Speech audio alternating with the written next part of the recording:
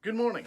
It's Friday the 22nd of January 2021 and it's time for Boris's Best of British Bulletin, episode 27 with me, DaviePHD. In Scots Unionist news, proper Brexit continues to be fucking amazing for Scots fishing communities. Look at these scenes this week from the 10,000 box capacity Peterhead Fish Market, which rather ironically was partially funded by the European Union. You can hardly move for the empty space. On Monday, there were 418 boxes of happy British fish landed at my hometown of Peterhead. On the same day last year, there were 5,155 boxes of grumpy in transition period limbo fish landed. Yes, loads of the Scottish fleet tied up due to the UK government forgetting to include Norway and the Faroes in the EU quota talks and border delays. It's Brexit bonanza time for, well, no one at all. But some of our canny fishermen have taken to landing their fish in Denmark, which is in the European Union. And while this at least means that our fishermen will get paid, it's not much good for their home communities where British fish sellers have had no happy British fish to buy and sell. British processors have no happy British fish to process, and British hauliers have no happy British fish to haul. One could almost be forgiven for thinking that being like Denmark, a coastal state with your own currency, but being in the European Union with frictionless single market access was a good thing for fisheries. Who would have believed that? But at least the paltry 1,418 boxes of fish were happy fish because they were British fish.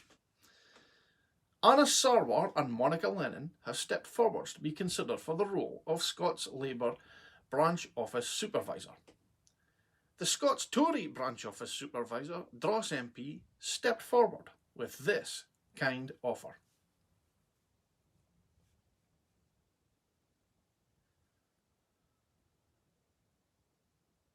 Yes, Dross MP wanted to get a UN coalition going, but as you can see here, his offer was swiftly rebuffed by both candidates.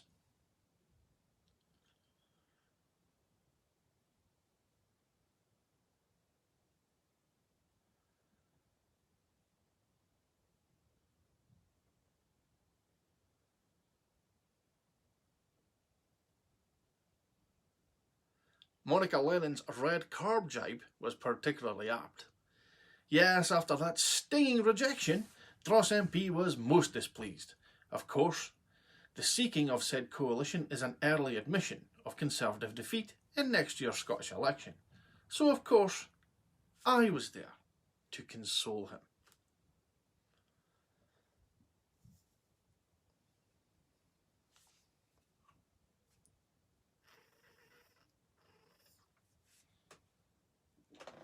Highland Tories compared SNP to the Nazis this week by referring to us as nationalist socialists and comparing the opening of the SNP College, which is an innocent online training resource for members and activists, to the Nazis opening up a propaganda school.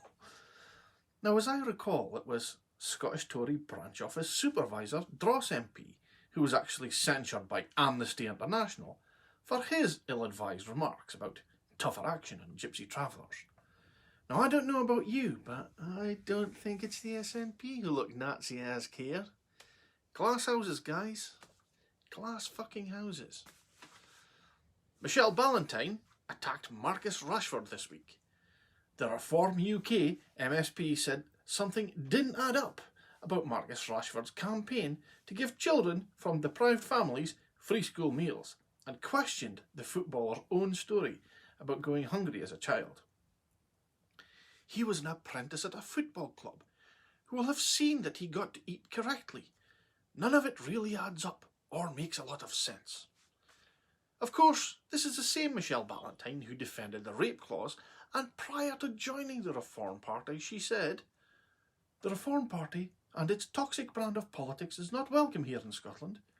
Voters north of the border rejected the right-wing isolationism of UKIP and the Brexit Party, and I am confident that they'll reject this lot too. Finally, Michelle, something we agree on.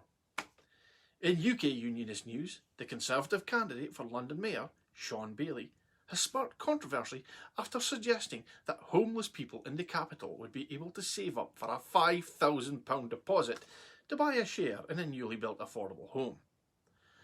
Asked how these people would produce a £5,000 deposit and secure a mortgage, he said, "I don't think the £5,000 will be a problem." But going back to his own days of sofa surfing, he said, "I sofa surfed for years. You're right, I definitely couldn't come up with £5,000. I mean, you couldn't make this shit up, could you?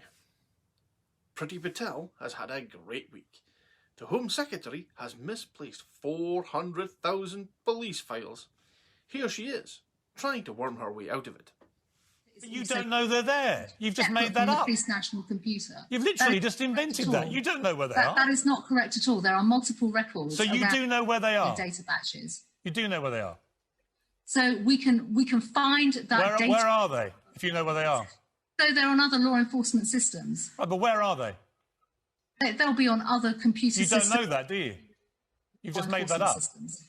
I have not made that up. You don't know. You don't know they're on other systems. You do not know that as a fact, do you? There are multiple records around these individual data categories. Do you know for a fact or not that they exist on other systems? That is a fact. I've already said if we have to find. Right, so you do know where they are. Well, we have them on other systems. I can't list to you. Home Secretary, with respect, you don't know where they are, or you would say where they are. The news that Mark Francois MP is delighted about those lost files is, of course, entirely speculative. Now, Piers and Susanna are really in their element in these times. I've always admired Susanna, even when she's not talking. But we live in a truly messed up Twilight Zone kind of world when Piers Morgan, of all people, becomes a Batman-like hero. But COVID has turned the accepted order on its head, and here we all are. Here he is challenging Government Minister Brandon Lewis on why we have the worst death rate in the world. My question was simply that given you talk about international comparisons all the time in relation to our vaccine performance, it is legitimate to ask you about why we have the worst death rate. And you can't just bat that question away by saying we don't want to get into international comparisons, because you do when it suits you.